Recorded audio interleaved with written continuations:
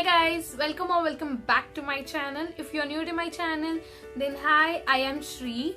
So today I'm going to tell you how to do a voluminous puff. So without any further delay, jump into the video.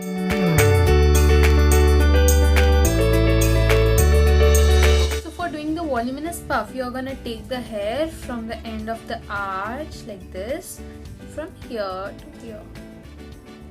So here, as you can see, I have taken the hair from the end of the arch and here also from the end of the arch. So now with this part of the hair, I'm going to roll it for 2 to 3 times like this. So now I'm going to pin over here. I need only this much of volume, so I'm pinning it over here. You can even increase the volume of the puff if you want. So now I'm going to pin this extra part which is left over here.